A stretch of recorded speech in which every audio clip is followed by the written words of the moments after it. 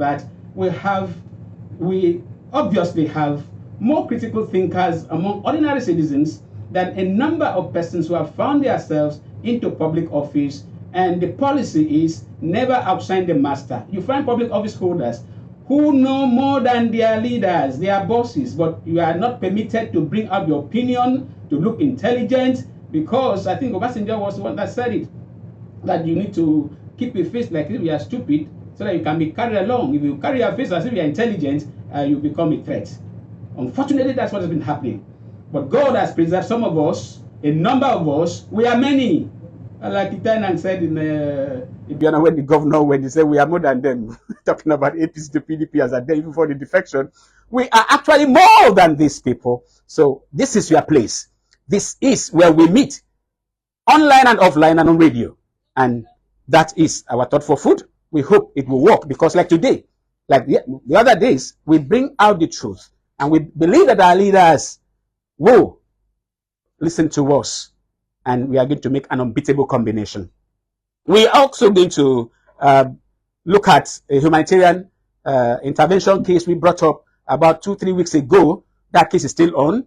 And we will also, very short, very brief, I'm going to do it like tidbits. We are going to look at, we are going to fact check, because there's an allegation that some of our frontline pro-democracy activists, particularly Mr. President, supported IBB over the annulment of June 12th. That convention has been trending, and others have been named, even by the presidency, to have betrayed June 12th. And we've done some fact-checking. We're going to give you points that you can take to the bank. We also, very important, I must not forget this, last week we could not take the issue of the official reception of our governor, His Excellency Dr. Umar Basieno, by Mr. President. We are going to just spend a minute or two to give you our insight, and then to help listeners and citizens know some key points which they may not, because when statements are made on the podium, you need to be able to dissect, you need to be able to understand. Otherwise, you'll be not like somebody did on Facebook. He was making prayers. Oh, let this happen. I said, you have to pray with knowledge. Do you have the fact? If you don't have the fact, your prayers is nullity. And I try to put out the fact. The person does not care. All he cares about is whatever the leader says is what stands. Ignorance is one of the greatest diseases that is plaguing us. And we will try to puncture it. It's a balloon. We'll only put a pin on it, and it will burst. So we are going to take very short time on that. And then the River State, a political power reality show, as we call it, and the masquerade called peace. We're going to look at that, what has happened with Amaechi Wike and Mr. President's, whatever we may call what has transpired in River State, which we have spoken against it, and we have made possible solutions available. And very importantly, we'll take a look at what we call President Tinubu's historic reforms, tax reforms, the outcome of square pegs in square holes in the tax sector. And we say that's a huge challenge to other public office holders. We're going to look at that. The tax bills have been signed into law. 4 of them. We'll look at that briefly. And then unlocking the potential of carbon economy, investment opportunities, and revenue streams for Akwa Ibom and Nigeria in a multi-trillion-dollar global carbon credit market. That is where our guest in US, Mr. Tai Albert Akpan, who's the Chief Operating Officer of partner at Transventure LLC, Georgia, USA, is a digital transformation consultant and global sustainability advocate. He will be speaking with us from US. We may likely have a video or voice call, because I've just chatted with him minutes ago, and he is waiting for us. Just waking up, the time difference, about 6-7 hours difference, and he's sacrificing to do this for us. And then, very importantly, no matter how brief, we're going to make this very statement, because still on our stock taking and agenda setting for an Akwa Ibom without oil, part 34, we look at Ibom Air as it held its maiden AGM, annual general meeting, declares profit after years of controversies. And then the governor's directive that Akwa Ibom State government should exit from non-profitable companies and ventures. And we call it the Governor Omoino's positive shift from secrecy to transparency. That will be the size of the program. And whatever we are able to do today, we'll do. What we cannot, we'll carry over. But as usual, very importantly, what did we say? What did we draw up? What did we arrive at during last week's edition? And that was on the, that was 23rd of June. One of the things that we said had to do with the International Worship Center. We x-rayed the statements made by the then Governor Udom Emmanuel that that center was going to be built with donations, majorly, and very insignificant government contribution. But we later discovered that that center was built majorly from government funds. 2, the architectural design by our judgment does not in any way inspire spiritual, have any positive spiritual connotation. And we actually quoted the Julius Berger official that spoke to journalists. He's reported, I think, by one of the online newspapers. His name is, I think, Mr. Georgian Fisker. He said that that International Worship Center design is very challenging, and it looks, the appearance is that of a whale fish. A whale fish. And I don't know if that's the whale that swallowed Jonah, but I used to say it's like a what do you call it? Crocodile. If you have never seen it, Google and check out the design. And I've Googled all over the world. There's no Christian worship center, no mosque on planet Earth that has that architectural design. And one of our frontline sons, architect Etiken Yaito, actually condemned both the design and the costs, everything about it, and was wondering the secrecy, and that Christian temple should be built with honesty. We've said clearly that because of the foundation of that place, the stories, the secrecy, and the things about it, that center should be converted to IBOM, Global Art Theater. And when you combine that with our earlier advocacy, that what is called Christmas Village, which is nothing about Christ, is just about culture and tourism, should be rebranded as IBOM, Festival of Art and Culture, and run maybe from November or December 1st to the December ending, and open up to the global community. We will make billions of dollars, or millions of dollars and billions of naira annually, not the one that government will be paying local government to come and showcase, and they'll be doing mystics and all that. But a lot of things we need to be able to be careful as very spiritual people. It must have been an oversight that our spiritual leaders could not address that when they saw that design. We've said this, the governor should build a separate worship center, a communication center, and convert the current one into a global arts theater.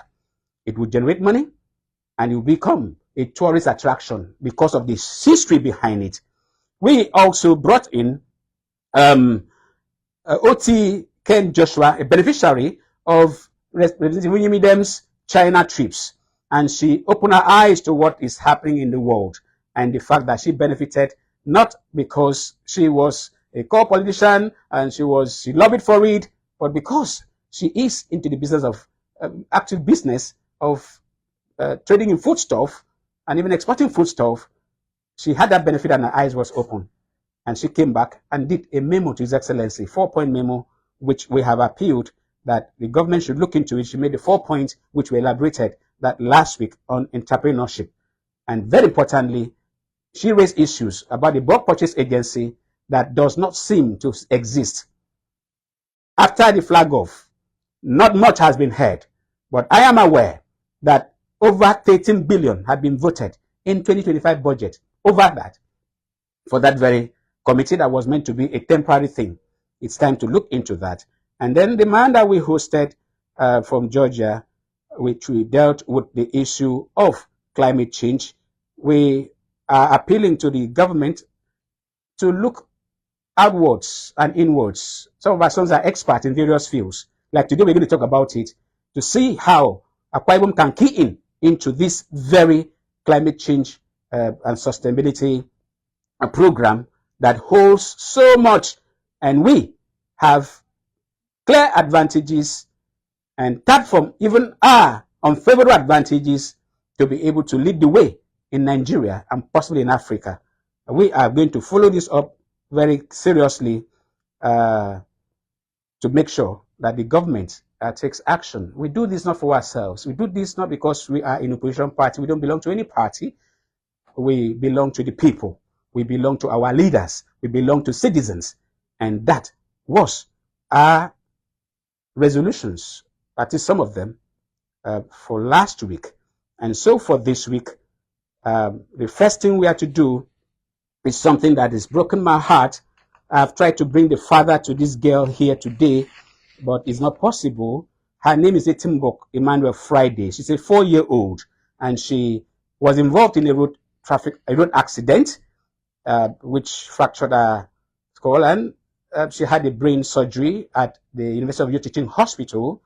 And the father reached out to us. She's one of our fans, and for the first time in my life, I met him a few days ago when he came to take for us to do a letter, which we have actually sent to the coordinator of the office of the First Lady of Akwa Ibom State, Lady Helen Obaregi, to come to our aid. That 4-year-old, the father and the mother are unable to meet the bills for the brain surgery. And we plead, we have got a medical report from UTH since the month of May 30th. We forwarded it to the chairman of Itinan, because the father is actually from Itinan. And I tried to speak with Honorable Koumo. We picked the call, and along the line, he dropped the call, further calls, and all the messages. He has not responded. And the father has actually spoken with him. He said he will reach out to him later on. That is still pending, but this is an emergency. And that has lasted for over 3 weeks. I even also had to send a message, an appeal, to the representative, Obon Polipo. I've made call, sent full details and this report. I've gotten no response. And so we had no alternative than to forward it to the office of the coordinator of the office of the First Lady. And we are praying that she will intervene and save this 4-year-old. We are here for humanity. So we want to plead that please, something should be done. Little Etimbok Emmanuel Friday should not be allowed to die, and she should not be allowed not to have the kind of medical attention that will help her to recover appropriately. When you talk about brain surgery, you know what that means. Yes, having said that, you know how time flies when we are on this program. So I'm going to just take just tidbits, no big details, because we will have this documented for posterity. Talking about fact-checking on allegations of support of June 12 annulment by President Tinubu and other pro-democracy activists.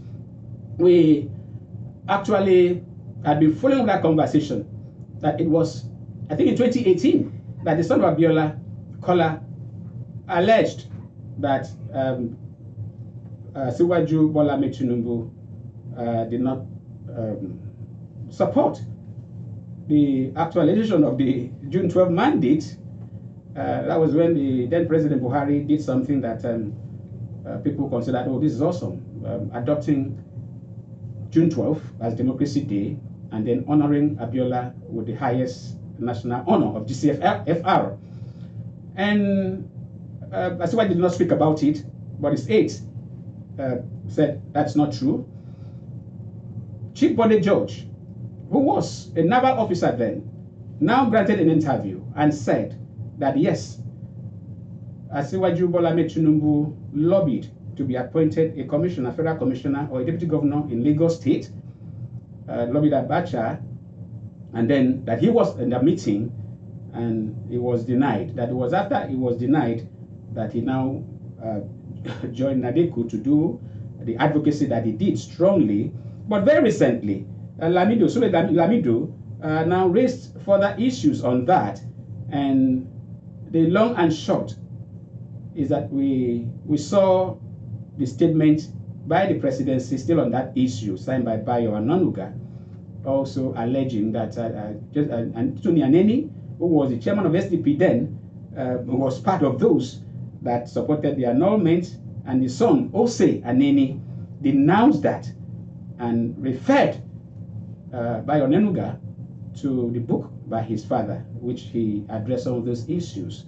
And the long and short, from our point of view, is that yes, a number of pro-democracy activists joined the Abacha government, and it is possible that Asiwaju Bola Ahmed Tinubu must have also made overtures to be appointed. Why was that so? That was so because Abiola himself supported Abacha over the coup, because the initial thought was that Abacha was taking over power to hand over to him. I will never forget, I watched on TV. I was in Lagos. I saw on TV when when Abiola went to meet Abacha, and he shifted. It was a 3-seater, like leaders normally sit with their visitors. MK Abiola shifted twice on that seat to get closer to Abacha, to whisper something to his ears. I will never forget that sight. I watched it. I was not told. So, you cannot blame those that took up appointment. After all, the man that gave me free education, Alhaji Lateef Jakonde, was appointed Minister for Works. He was a pro-democracy person, first class. Baba Kekere, he was named after, so he's a small Obafemi Awolowo, which truly he was. He was a minister. So it was an arrangement, and nothing would have been wrong if Asiwaju Bola Ahmed Tinubu wanted to be appointed too, to be in the system. But when he wasn't appointed, he now went full force into NADECO issue. That is the fact that we have brought to you today over that. So when people talk about, oh, Abiola, Asiwaju is not a pro-democracy activist, tell them that Abiola supported the coup, Abacha's coup, but Abacha failed him. So the Rivers political reality show, not much time to talk about that, but I want to say this, that it is unfortunate that Rivers State leaders does not begin and end with Wike and Fubara. But the leaders have not been able to live up to expectation, to stamp their feet and said, no, the illegalities and impunity cannot continue. First, the declaration of the state of emergency was not supposed to contain removal of the governor or sacking of the National Assembly. That's not what the Constitution says. So both the President and the National Assembly failed in their responsibilities to uphold the Constitution.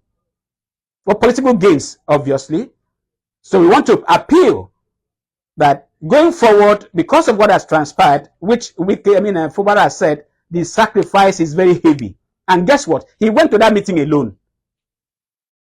Wike went with his legion of Amawule, the House Speaker, and others. And the terms are so impossible.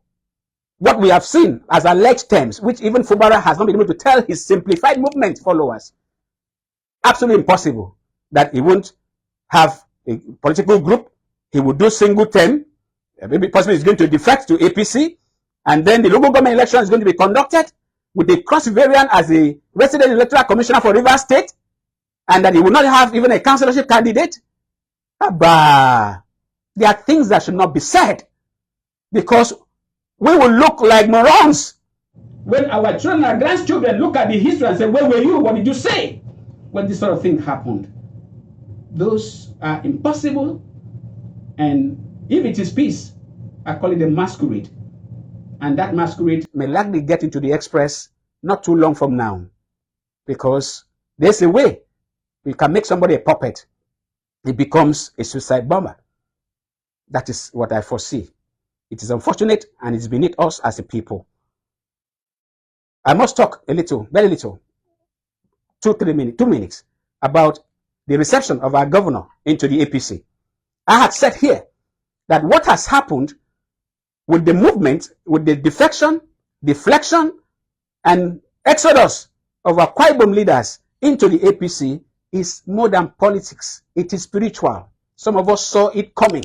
And we know, by the grace of God, some of things that will happen. We don't know everything. That will make people to open their mouth and say, what? How did we get here? And all of that. But yes, the governor has moved. And he has said so many things that if you want to hold him by one thing, you are not informed. Primary reason, self-preservation. I don't want my candidacy to be questioned in 2027. Second, I want Ibom Deep Sea Port to be actualized because the state government cannot do it alone. And those who are not informed about the Ibom Deep Sea Port will be looking as if the federal government is the core investor. We, in Open Forum, have done more documentaries, interviews, and given more insight on Ibom Deep Sea Port than I can point to any other person. I'm not trying to take credit. I'm not boasting, but I'm giving the fact. And we know the truth. All the approvals needed were secured under the Udom Emmanuel administration and the Buhari administration at the federal level. And PDP was in Akwa Ibom, APC was at national. There was never a defection or a special delegation. If there were to be a special delegation, I was the secretary, the then secretary of the Elders Forum, that we did a letter which we made arrangement to visit President Buhari to thank him for giving our sons and daughters so many unprecedented appointments till they forgot, even the opposition forgot that they were in the opposition party. We got all the approvals. And then the then governor said, Morodo Naidom Funa.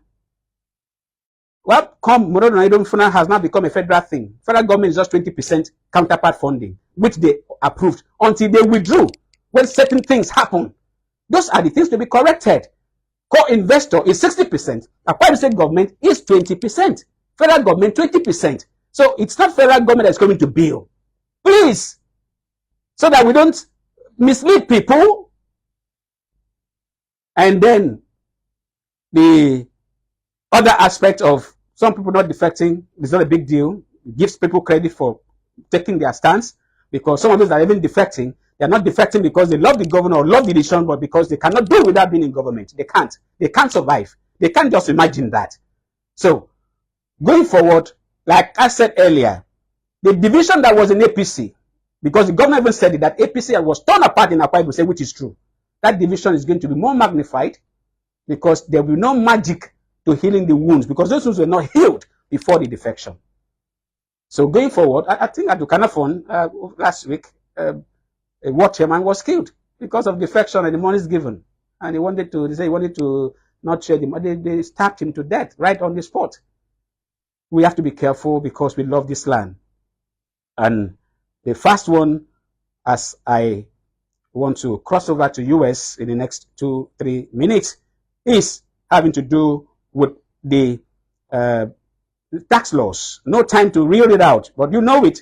We have a long list of the benefits and whatever, but on the summary is that those responsible for proposing the tax laws, those responsible for going through the rigors of deliberations, answering questions, and sorting things out. Somebody like Taiwo, what's his name now? Taiwo Yedele is an ex-tax leader in PricewaterhouseCoopers PwC. He's the chairman of the Presidential Committee on Fiscal Policy and Tax Reforms. And then Mr. Zach Adediji, who actually is the head of the Federal Inland Revenue. I want to give credit to them, and I want to challenge other office holders that if the people in the oil industry had told Mr. President that you cannot remove fuel subsidy in a speech, even if you did, get back home and work out the details and rescue the situation. If those in the finance sector had told Mr. President, you can't float naira just by voice of word of mouth, we will not be in the current mess that we are in. Because there are solutions to all these questions. And so, I want to give credit to Taiwo Yedele and Zach Adediji. They are all from the West. What matters is the result. They have produced a result, a model. Where we find gray areas, they should be amended later on. So, we can't take other details on that, but that should challenge any other person. Those people that are praising the president for having taken a courageous decision, you are wrong. You are not helping Mr. President, because subsidy is gone was not a policy. It was an accidental discharge. Floating on the naira was not a policy because there was no plan attached to it. It was an accidental discharge, and citizens are paying for it. and those in government are living large. It's not the best. And speaking as a victim and speaking as people who's the voice of the voiceless. Ibom Air, the controversy is such that at the point, we've seen the video where the former Governor Emmanuel said, Ibom Air, he did not get money from the House of Assembly or from the Accountant General, that he will have called it Emily Nkanang Air. They just choose to call it because Ibom is a brand. And for years, controversies upon controversies. But under Pastor Omo Obasanjo, profit has been declared, AGM held, positions now shift. And we have seen that about 6-point-something billion has been declared as profit. It's been losses before now, and all of that. We will write more on this, which shall be available to the public. We want to commend Pastor Moino for doing wonders and want to appeal to him because he has said that non-profitable companies and ventures that the Akwa government is going to exit. And we have made this appeal severally. Your Excellency, audit all government-owned companies and ventures. The corruption that has been entrenched where nobody is penalized will not speak well of your administration. People are responsible for running down these companies or for making them not to make profit because they are making profit from them because nobody is held accountable. Once that is done, we will recover. We have named some. Look at the Bompa, the story, the doctor, the figures are there. You started the probe, but the probe ended because of something that transpired, which should not even have happened in the first place. We have this document. We've made them available. We keep on making them available. Not much I can say about that. But please, please, the appeal I want to make is on the recruitment of 30,000 staff into the civil service. We have said here repeatedly that the demand of voter identification number has disenfranchised too many Akwa Ibom sons and daughters. That portal was meant to guarantee every Akwa Ibom son and daughter opportunity to be employed someday. But politicizing employment, whosoever saw that idea does not wish His Excellency well. We are appealing. I have seen somebody who was even a chairman or a leader in the campaign team. The daughter schooled outside the state. She registered outside the state. She's busy looking for a job here and there. I met her somewhere. He said, I'm looking for a job. I said, have you registered on the portal? He said, I did not. My voter's card. Even our volunteer in the office, she's schooled in the University of Calabar. She can't register on the portal. Please, Your Excellency, grant amnesty.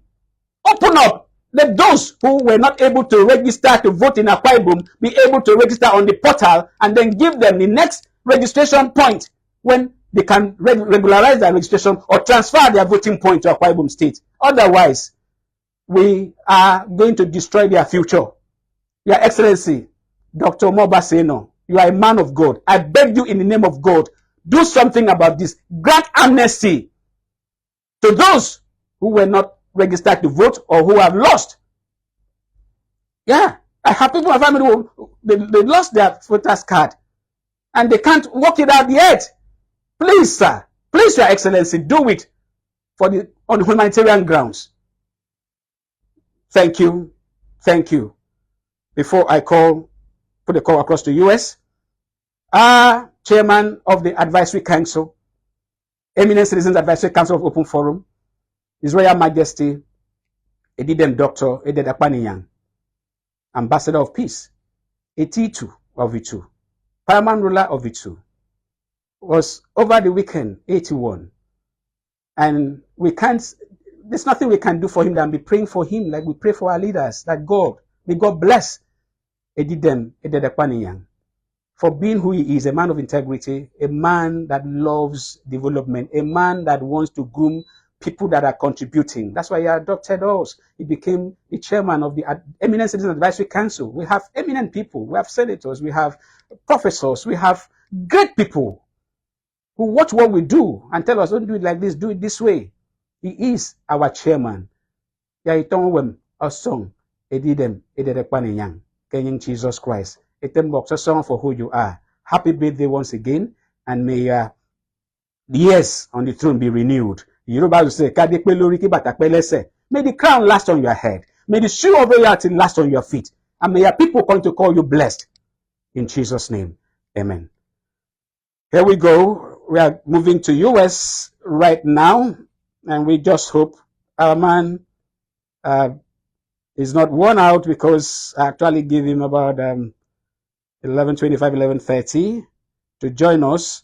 So please, if you are watching us in Georgia, I want to appeal to Mr. Tai.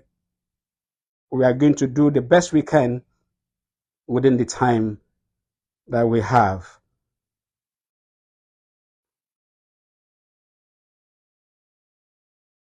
I'm trying to put a call across now.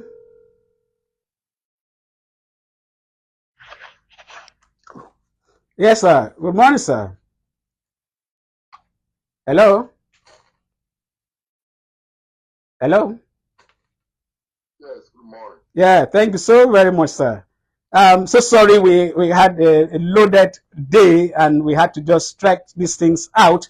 Thank you for joining us.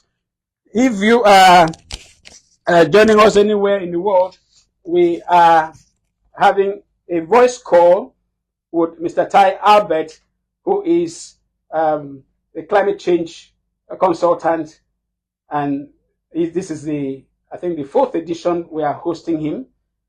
We missed two other editions. Either this is the third or so, but we missed two editions because of time differentials and some other factors. Today, we want to talk about unlocking the potential of the carbon economy, investment opportunities and revenue streams for Akwa Ibom and Nigeria in a multi-trillion dollars global credit market. Mr. Albert. Hello, sir. I'm right here. Yeah. Yes. When somebody hears this, there are some terms that are just developing, like what do you call it? Carbon economy.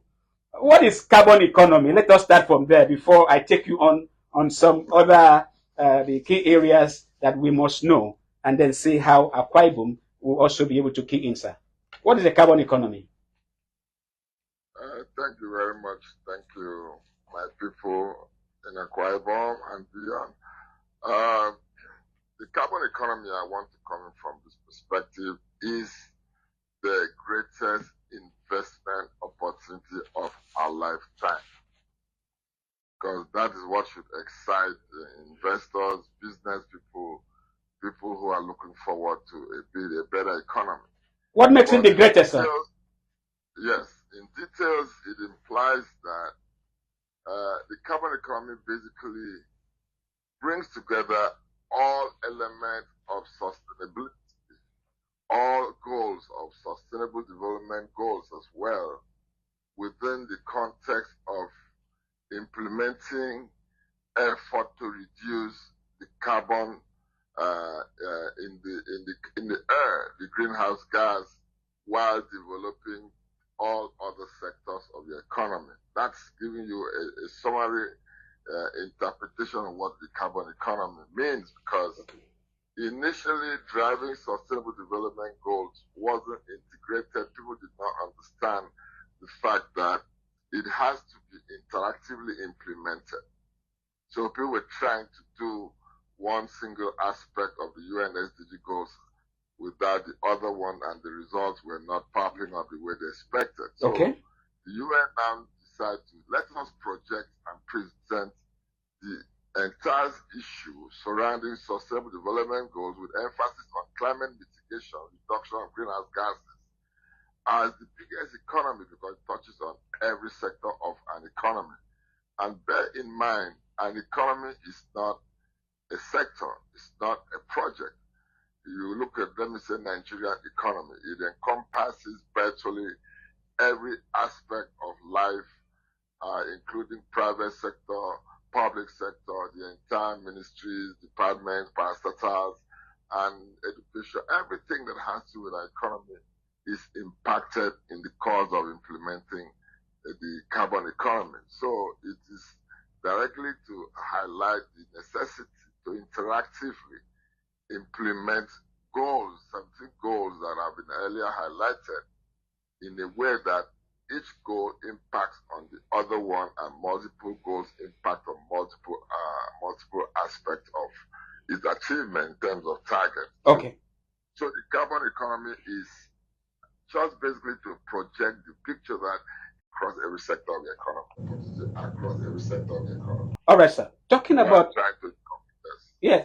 Right. massive investments, and people will be wondering how massive is massive. I looked at an article that you did, and you cited. Let me see if I can quote exactly. It said, according to a report, the global carbon credit market is expected to grow from $933 billion in 2025 to $16.4 trillion by 2034, driven by government policies and corporate commitments to reduce emissions. This is unbelievable. This is bigger than the oil sector, if I'm not wrong. Can you speak to this and how the investment opportunities that Akwa Ibom and Nigeria can key into, because we want to domesticate whatsoever we are trying to do here, sir? Yes, you see, the understanding and knowledge of what to do, where to do it, and how to do it is going to improve as we go. I always say that the initial advocacy that was done on climate change mitigation and UN SDG pressure wasn't very, very effective. So the awareness, the knowledge, the education, and engagement has not been very rapid. But going back to the question, the continuous propagation, discussions, and involvement and engagement in this economy is going to drive the creation of a whole new stream of projects, programs, products, and services. These are all opportunity to invest. Let me take the oil industry as for instance. Oil is considered a transition fuel within the economic energy transition plan of Nigeria. Oil companies are now going to be more focused on turning gas into multiple projects. So when you talk about turning gas, what kind of project could come out of gas, which is being fled, which is being a major contributor to the greenhouse gas? You have to start looking at creating modular LNG plants, modular CNG plants. You have to start looking at creating hydrogen plants. You have to start thinking of creating virtual delivery system. You have to start thinking of creating all kinds of products that will now be using the new types of fuel. So if you stand alone and see the multiplicity of projects, the multiplicity of products, the multiplicity of revenue streams that are going to come up, then you can see how that could transform to the $16 trillion investment or revenue. Because these are all done because you are trying to reduce the carbon content in the atmosphere, which is the major focus of climate mitigation today. And that is only in the oil and gas sector. Now, if you look at the clean energy sector, which is driven by non-fossil fuel investment, we are struggling with energy, we are struggling with power. We can no longer depend on electricity and the national grid to supply power. So what investments are coming up in the non-fossil fuel energy sector? We are talking about solar grids, we are talking about long duration energy storage solutions, we are talking about hydropower, we are talking about investing in the delivery of this power through creating value chain, supply chain that is going to move power, not traditionally by electric poles connected by poles and wire, but by virtual delivery, all monitored by a digital grid that is actually being activated using IoT and all those internet sensors and connectivity. Okay. So when you look at the amount of investment, that's only in these two sectors. You see, I have one other major sector that's going to drive the entire masses of people, the advocacy aspect. It's going to create so much jobs, create so much solutions. So Mr. Albert, yes. Yeah, I got scared at the way you are reeling these things. I got scared, as enlightened as I tried to be, and being privileged to even interview you here on Open Forum. And you are saying that the kind of the massive opportunities in the sector and the multiple streams of product that are going to be churned out, supposing Nigeria let's not say Akwa Ibom now. Let's suppose Nigeria is not able to key in into this very revolution now. What would be the implication? Would the world further leave us behind and make us more vulnerable to things that we will have otherwise avoided, sir? Yes, apparently you just answered the question because the world is not waiting for anybody. I'll take America for instance. As great as America is, and their president has decided to say, okay, we no longer want to be involved in this climate change Paris Agreement. I can go and write this for whoever can to listen. America will be left behind. That's as much as they have invested in the last 8 years of President Biden. So if you are talking about Nigeria, I keep saying Nigeria has an unfair advantage. Yes. Nigeria has a major power deficit problem. And the perfect alternative is to look for other power alternatives, like the clean fuel, like the non-fossil fuel, the waste to power. These are all technology that have been developed and implemented. We don't even need to see we're trying to develop something. Nigeria needs to create opportunity for its large, massive population, projected to be the third largest population globally. What's your playbook to be able to make sure that you create opportunity for this number of people? Ironically, we're sitting strategically within 450 million people in the ECOWAS region and 250 million people in the Central African State Station, which is Gabon, all the way to Congo. Yes. These are all market open for Nigeria. And Akwa Ibom is a microcosm of Nigeria, who actually sits at the nip of the center of this 650 million. That is your market. You have the largest population. You have to create jobs for. You have to engage your young people. So if you don't jump ahead, and like I said, we have an unfair advantage. Let me take you on this, sir. Yes, sir. Yes. Thank you. Right. You mentioned President Donald Trump's position on climate change issue, which seems to appear strange, and it seems to align a little bit with what our president Asiwaju Bola Ahmed Tinubu said during the campaigns, and which I want to quote so that for those who will say, where did he get that from? The video is there, and he said that's on climate change.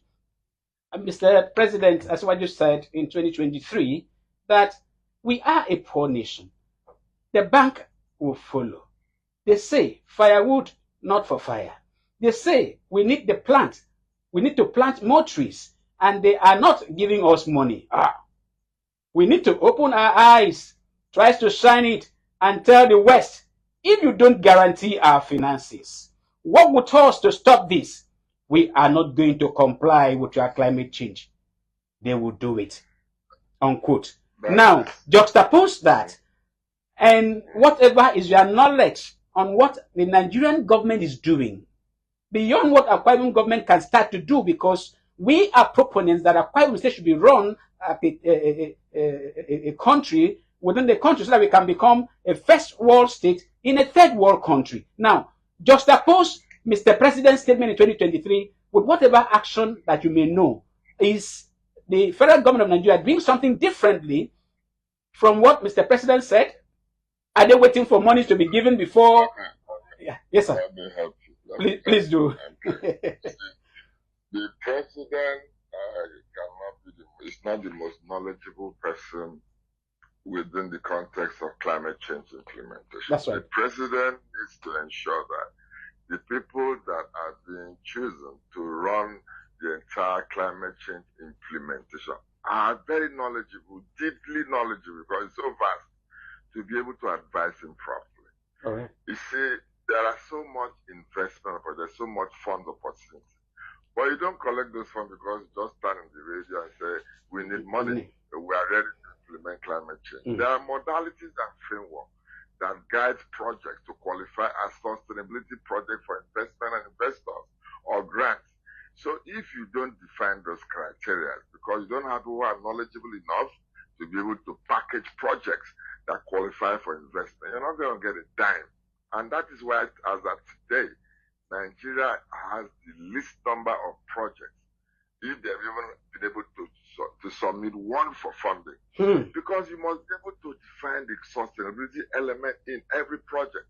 I want to take you to some very major things. Out of the licenses, gas licenses that were given away, I think 3-4 years ago, to help develop the gas sector as transitional fuel, 90% of those projects cannot get investment for the simple reason that they don't even realize that you have to repackage every oil and gas project, every other project to show sustainability component and justify it for funding. That's just basically what they don't get right. You have nailed it, sir. Let us do this, because our callers will be itching to just, even if it's just 1 or 2 persons, while you still stay online. We want to open the phone lines for you to call in and to speak to any of the issues we have raised. Particularly, we have our expert in the climate change and sustainability development ecosystem with us. The phone lines to call is 0803 085 7755, or you call 0809 066 6909. And I want to appeal, if you are listening to us, please don't call my private line. It's what I'm using now for this conversation. Don't call my private line, please. You will disrupt the conversation. I think we have a caller online. Yes, hello. Hello, good morning, sir. Good morning. It's Mr. Moses calling from you. Moses who? Moses. Please go ahead. Thank you. Go ahead. You have 1 minute. We lost that call. We hope you try to call back. So while we are expecting other callers, sir, now you've said something fundamental, that applications have been submitted, and we have about the list of submissions because we are unable to package what will enable us to assess funding and draw international partners. Now, can Akwa Ibom state government package something to this? Where do we even package these things to? Is it possible for Akwa Ibom state government to do something without having to wait for the federal government of Nigeria, just like any other state can do? Yes, sir. Very, very well. Perfectly on point. Awesome. See, it's all about whoever can help. In fact, that was why they created what they call the Global Covenant of Mayors. Because at COP28, I established that sovereign nations alone cannot directly impact the need, the urgency of mitigating climate situation. Okay. So they created what they call the Global Covenant of Mayors for Climate and Energy, which was basically an attempt to regulate the implementation of climate mitigation to states, to cities, to local governments. I think only Abuja and Lagos are even aware of it, to have signed up to these alliances. And these alliances provide technical support, financial support for anything you do at the state or local government level, not counting the actual ESG funding sources. So the understanding of what and how to put your packages is important. Yeah. The understanding of what sector, what funding system handles a particular one. There's what they call loss and damage. There's what they call global something fund. There's the GFC, Global Climate Fund. Okay. There's all different kinds of funds for different purposes. So you need the understanding of the entire ecosystem where you need to put your projects to. That makes sense. Let me use an instance like flooding. Do that in 30 seconds, sir. Our time is up. Flooding that came through the entire country, destroyed lives, destroyed investment. That automatically qualifies for what they call loss and damage of funds that is available for country states to take advantage of. But if you don't know, you don't have the right advice. Let's take that as a parting shot and goodbye for the time being. You've nailed it. Lagos and Abuja have signed up to alliances. Akwa Ibom State has not. Even the federal government has not. global governance of measures. I'm going to get much more from you privately because, like we said, we are going to raise a memo to His Excellency. We've been doing this, we keep doing it. And that's why our food for thought is so key when citizens tell truth and leaders are able to align. It makes the combination awesome. Yes, sir. We need to have even a separate session for discussion. This 20 is not helping matters. We need to end up confusing with people. No, let me apologize, sir, because of time. We don't have sponsorship, sir. The funding, how we are able to do this is borders on the miraculous. And we need to touch so many things. 1 minute is enough to even convey a meaning. So to have 20 minutes is the longest for a single program. So I want to appeal to you, sir. I wouldn't even mind if you can have sponsorship or support adequate to be able to have us be on air. We can even have a dedicated program for this. We can buy another airtime, 1 full hour, no other talk but on climate change. We don't have sponsors. And like I said, to make announcements in August, we are going to host a festival with a difference. Like Baba used to say, different from Bala Blue, the festival of ideas and solutions. We are going to hear more from us and we are going to seek for your appeal. But if you want to support us, please take down our number 0802 757 7497. I take it again 0802 757 7497. That is the size of our program. Thank you so very much, Mr. Tai Albert Akpan. We hope to have you some other time, and if we can work out something, we can have a dedicated 1 hour to be doing this for the good of our land. But so far, nobody would deny the fact that they have been more educated than they have ever been on the climate change issue and the carbon, what do you call it now? Carbon economy. Thank you, sir. Till we speak again, sir. Thank you, Mayor. That is the size of our program. I want to say thank you so very much. I am none other but citizen Matthew Kofi O'Connor. I'm a productivity advocate. I believe that wherever you are, you must be productive. I am a reformer. I don't fit into molds that will not glorify God or bring goodness to humanity. And then I am a citizen with extraordinary drive, up for patriotism. See you in our next edition. Bye-bye.